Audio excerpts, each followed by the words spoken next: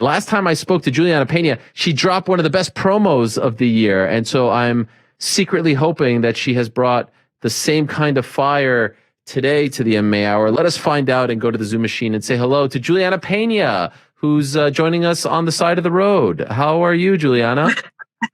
I'm good. How are you, Ariel? What's going on? Not much. Where are you right now? I'm outside of jiu-jitsu. I'm just at my second practice. I'm in transition from one practice to the other. Okay. Well, I appreciate you doing this for us in between the practices and everything. Why are you wearing a shirt that says scumbag, Julianna? That seems a little bit, are you insulting yourself? What are you trying to say? Why would I insult myself? No, this is just, it's whatever you feel is why I wore it. Well, are you trying to say that I am a scumbag? No. I mean, if I'm the very shoe sensitive. fits, wear it. But no, I'm not talking about you at all. What the heck, Julianna? I mean, what's on the rest of the shirt? Is it like a brand name scumbag, or is it my fit? It's like a Tapatio shirt, you know? Okay, I feel you. All right, yeah, sure. It's because I'm spicy. I feel it. It's because I'm fiery. It's because I'm a fiery Latina. Last time we spoke, Julianna, you were can I just say, and maybe this is me giving myself the old Barry Horowitz, the pat on the back. I feel like the promo you dropped me, the interview, is what got you the title fight. I felt like that was the nail in the coffin. That's what you needed to get that fight. Am I wrong? Am I giving myself too much credit? No, I wanted to say thank you, actually, Ariel, because I don't think without that interview, I wouldn't have got it done. I've been falling on deaf ears for a while. And so it was something like that little mouth of the South over here had to do what I had to do to get the fight. And it worked. So thank you. Now you got the fight. And by the way, I think you're covering part of the camera there with your hand. Oh, I'm sorry. I mean, because, I know you're going to drop some bombs. So I want it to be, full picture. So then you get the fight. And then the fight gets delayed because she got COVID. What was your reaction when you found out about that? I'm not surprised. Didn't I tell you that was going to happen in the promo? I literally said she was not going to make the fight. Like, I literally said if it happens, because I doubt that it will. So far my predictions have been dead on. You can call me Nostradamus, but it is what it is. We are going to fight. I have faith that it's gonna happen, and so it's just a waiting game. The only thing that sucks is, number one, it sucks. You can't say anything about somebody getting COVID because that's like the excuse that people can use for everything now. And so it's just kind of, I have to redo everything, and all these months and months of hard work that I've been doing has basically just been, thrown down the drain and start all over again, basically. But that's okay. You know what? It just gives me more time to get ready. And I've just tried to turn a negative into a positive and just have faith in the fact that I know that we're going to fight. But just to be clear, you're not implying that she looked for a way out, right? Like you know for a fact she got COVID and couldn't fight. I'll tell you this. When Hunter Campbell told me that he was looking at her negative or her positive COVID test, I said, okay. I said more than okay. And then I don't want to get into particulars because I about, put a fist through the wall. The next day, an article came out from her wife stating that they had been locked down for, 11 days, and that all three of them tested negative, and that they were all clear and that they were all ready to go. And so I saw them the next day in the gym and training and everything like that. And so they were posting this stuff. And I just had a feeling it wasn't going to happen in general, because every time she's posting, it's like chocolate cake and, all sorts of goodies that you normally wouldn't be eating in a fight camp. So I was just like, she's just probably on the couch eating chocolate cake and was like, what? The fight's next week? Oh, no, I got COVID. We're not, she probably just wasn't ready. You know what I mean? So it is what it is. And now, I had words with her head coach down in Houston, Dan Lambert, whom flew me down to Vegas or to Florida and, had me up on South Beach and rented me a car to drive around and train in their gym. So I know Dan well. And I'm like, Dan, what's up? And he was like, no, she's sick. And I said, that's funny that you say that, because I have a source in the gym, your gym, who literally told me she hasn't been training for this fight at all. They haven't seen her in the gym at all. And he stopped, his wheels start turning, and he's like, no.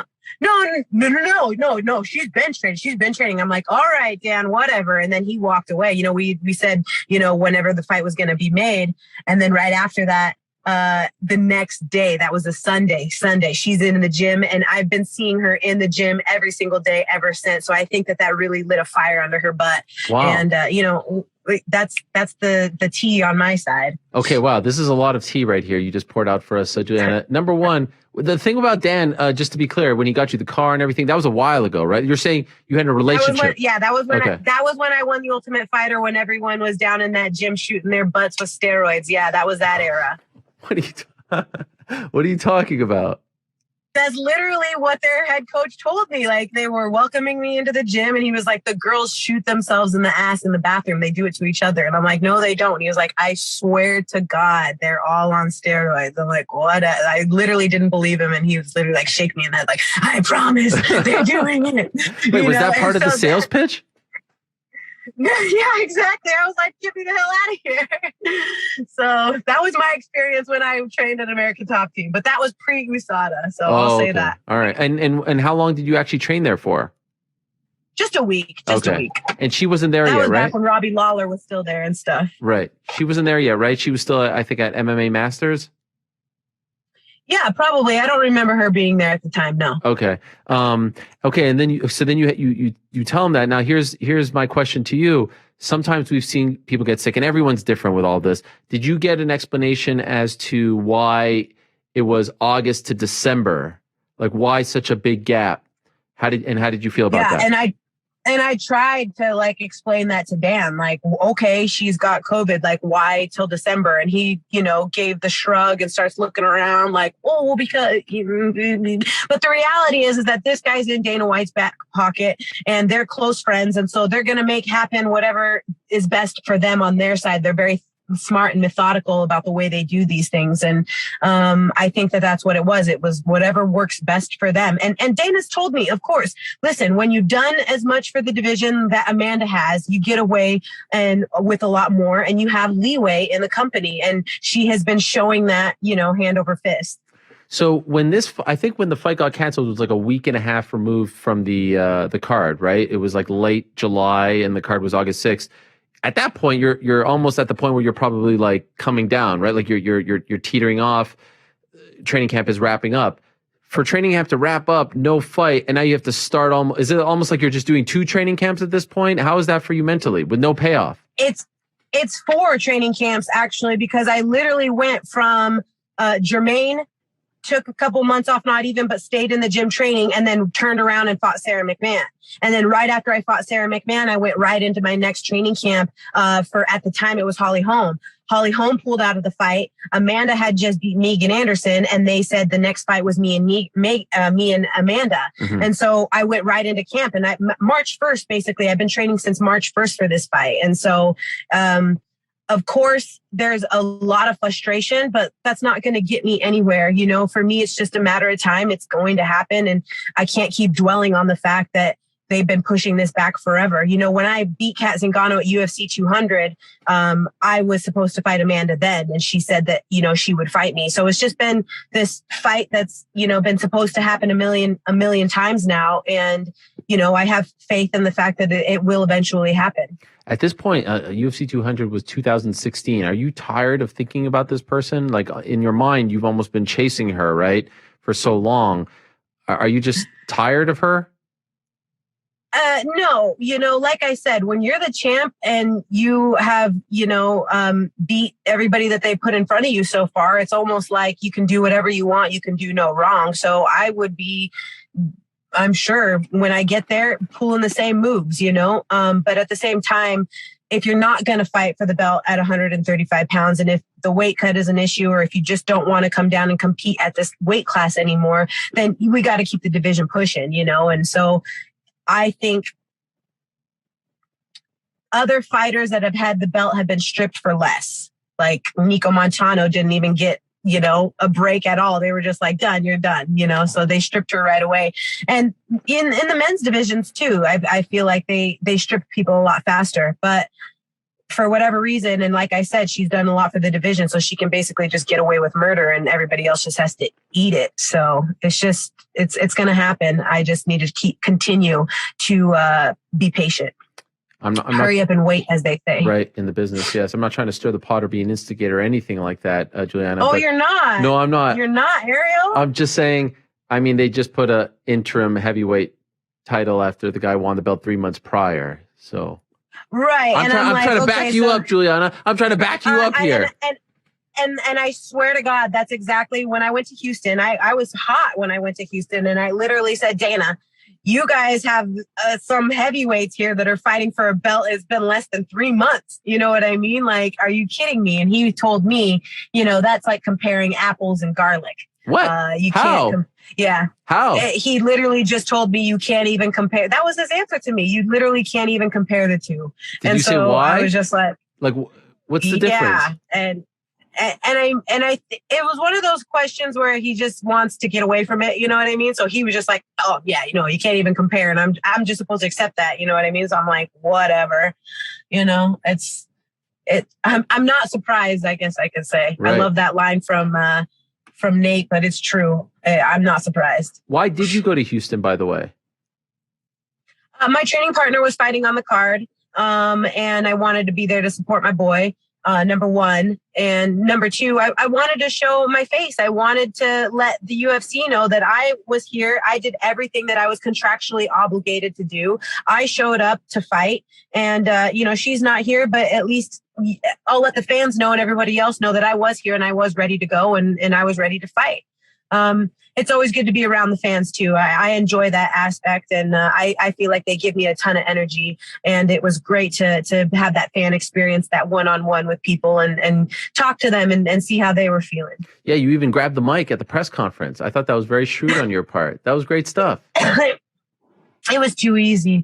It was way too easy. I was there for my guy. He was weighing in, and it was a press conference. And the mic was just like 2 rows behind me. And I looked at Lene, she's the head at the UFC. And I said, hey, can I ask a question? She said, go for it. And so I was like, I'm doing it. It's just literally like it's within arm's reach. Why not? And so I did. And it was pretty funny. You could tell once again, he wasn't ready for it. And he was just like, next question. You and Dana are cool though, right? Super cool. I love Dana. He's always helped me out. I don't really have anything negative to say about the guy. He's always done right by me. And I don't really have anything negative other than the fact that, anytime I've ever needed help, Dana's been there to back me up. That is great. So you have this situation where you're getting the fight. You talk a big game. Like you say that she's ducking you and all this stuff, coming up with excuses. I'm sure you see a lot of people say like, oh, Julianna's delusional. She's going to get smoked, all this stuff. When you see that, what is your reaction? How do you feel? Yeah, I mean, nobody is counting me in as far as winning the fight. Everyone's against me. No one is rooting for me. And literally the whole world, it seems like, is against me. And that's just kind of the way that it's always been for me. You know what I mean? It's like everyone has always counted me out. They counted me out on The Ultimate Fighter. They've counted me out my entire career. No one ever takes me seriously. They're willing to lose, but they don't want to lose to me. And I just think that,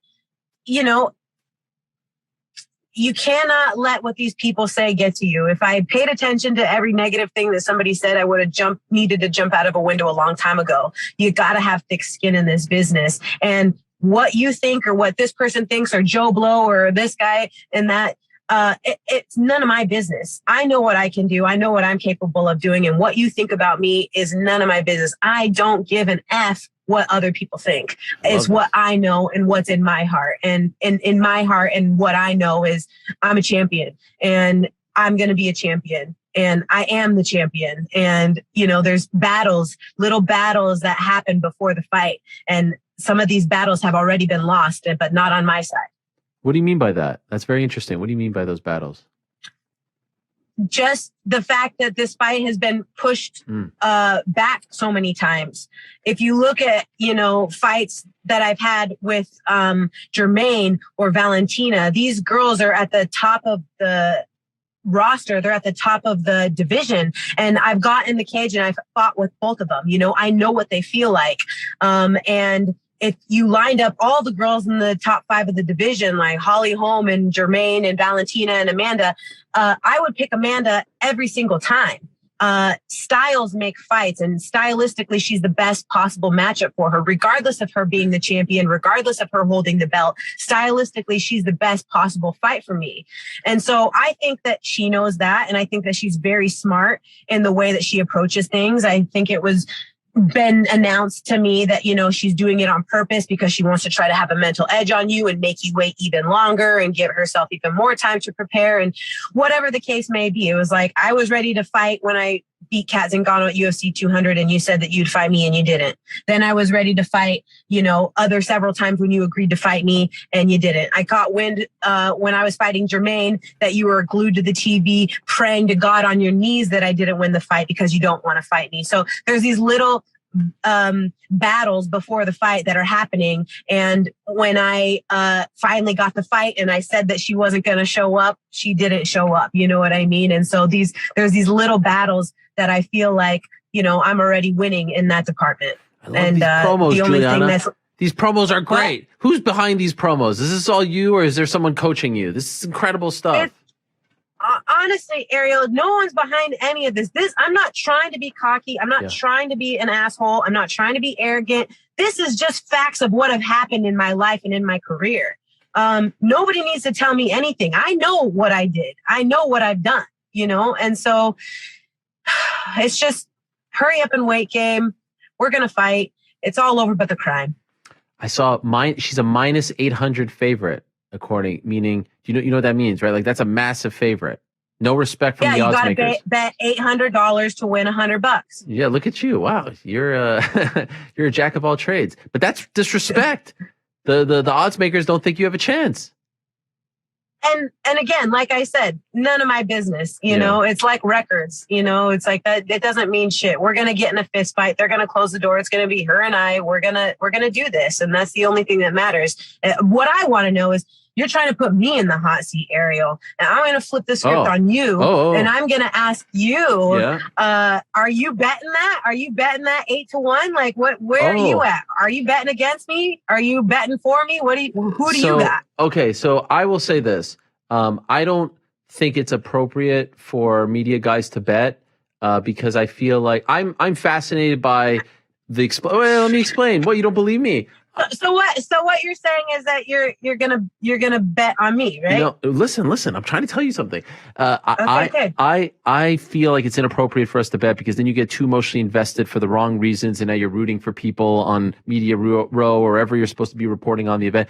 It's not a good look. I do love the fact that you can bet on sports everywhere in the States, or a lot of the states now, and it's growing and all that stuff, and everyone's making money. I think this is great. But that's not my thing. That being said, if I can say, Juliana, and to steal a wrestling line, break the fourth wall, I do feel a kinship towards you and your struggle, because I know that you have felt frustrated and felt held back and things like that. And I have felt the same way about certain things. But I don't know if we've ever talked about this. I flew back from Australia with you many moons ago after Holly Holm and Ronda Rousey, and I learned a lot about you. And that's a long flight. And, we went through the airport together to make the connection and everything. So I feel, I don't want to call you a friend or anything like that, but I feel, I would be very happy for you. Not to say that I'm rooting for you. I'd be happy for you to see you reach the mountaintop, because I know how much you've been through to get to this point. Thank you. I appreciate that. And was that a good answer? I'll always remember that. Yeah, that's a great answer. Okay. Thank you. Thank you. Just a couple more things and then I'll let you go. I love the visual of the baby seat behind you, because, there's that juxtaposition of the fighter, the fiery fighter, and the mom. How are you balancing everything? Oh man, it is tough. Let me tell you. She just started school. You're covering the thing. I know your arm is probably tired. I'm sorry. It's I would be lying to you if I said that it was easy and that I got it, like that. To be honest, I am struggling scheduling wise, because my kid just started school. My baby Issa, she's beautiful. I love her. I struggled with putting her in school because I'm like, you're 3 years old. You're still a baby. Like, I want you close to me. And then it's like, no, she needs to learn. But I'm like, oh, I don't want her to be like the way of the world so soon. Like she just needs to stay close to mom. So I struggled with putting her in school, but she's in school now, and it has completely changed my scheduling. So I got to be up at 6:30 every day to get her there to school on time. And my training is at nighttime. So it sucks because, I can't train at 7 o'clock at night anymore because I have to have her in bed by that time so that she can wake up and go at 6:30 and go to school the next day. Oh, man. So it's definitely been a transition to have her in school and make sure that, I'm not just working with one coach, I'm working with other coaches, and I have to make sure that my schedule is proper for, all of these coaches and her schooling and me, and then leaving practice and going to pick her up and then coming back and trying, so it's been that's definitely different this camp than last camp, which sucks because if I would have fought then I wouldn't have had to deal with this. You know what I mean? But now that I'm in my fourth camp, now I'm having to completely change the way that my scheduling is and the way that I train. And right now it's kind of that's been the hardest part. But otherwise, being a mom obviously gives you that extra power, and she's awesome. So I love her to death, and I think that she's so great. So other than that. Do you talk to other moms who are fighters about how they handle this? Maybe the young moms, like with the little kids. Like, have you ever asked anyone how they deal with all of this? I don't have any, serious young pros or young moms in my gym that actually, do what I do. And I haven't reached out to other female, well, actually Misha, but there's people that have a ton of help. And to be honest, Ariel, I left my entire life in Washington where I had my entire family, and I moved to Chicago. I met a guy and it got all serious, and then we had a baby, and then we actually split. So I'm a single mom, and I have all of no family here to help me out. So it's just literally all of my family in Washington, and it's just me and my daughter here in Chicago. So I've tried to make things work with maybe her godparents that can watch her, or, trying to get some extra help with her dad if his schedule allows it. But for the most part, trying to juggle being a single mom and being a fighter and, taking care of my kid to the best of my ability has been quite difficult. But at the same time, this is the type of stuff that makes moms superheroes, and single mothers have my heart. And I really, truly believe that it does nothing but instill a level of strength and patience in me that I can only gain from these types of experiences that I'm going through. And so with that being said, I'm just doing the best I can with what I got. You're doing great. Thank you for sharing that. I'm really sorry to hear that you went through that. Me too. It sucks. But what are you going to do? I don't want to cry. No, I know. Any consideration of moving back to Washington now? And now I can't do that, right? Because now that I had my daughter, it's I'm pretty much stuck in Chicago for the next 18 years. But I have to say, I love Chicago. Chicago is great. I think that it gets a lot of bad rap, for just the environment. But, I have nothing but good things to say about Chicago. It's one of the best places ever. And I thoroughly enjoy being here, regardless of the fact of not having any outside help from my family. Did you draw inspiration from Misha, seeing her come back as a mom of two and looking the way she did, fighting the way she did? I know, you know her from the show. Did that feel inspirational to you? Yeah, absolutely. I was so happy for her, and I knew she was going to win. She actually took my head coach, Rick Little, and now Rick is her head coach. And, so I hear from Rick and stuff how she's doing, and I already knew from the start that she was going to kill it and that she was going to do amazing. And I was, so happy for her to see her get that win. Okay. Well, Julianna, I wish you the best. I hope everything goes well for you and the family. I know it's tough, but you're kicking ass, Julianna, and there's a lot of people. Moms are superheroes, Ariel. They're incredible. I'm a mama's boy. I love my mom dearly. She is incredible. My wife, we have 3 kids, incredible.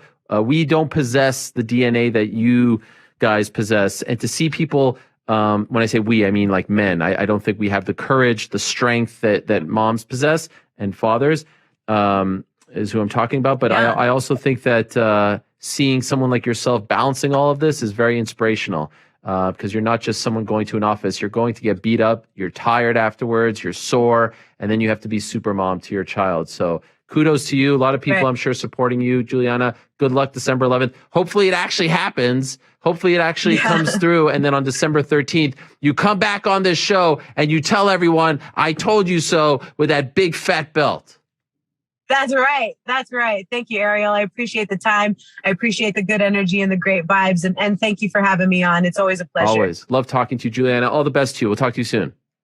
Thank you. I'll talk to you later. All right, there she is, the Venezuelan vixen, Julianna Pena.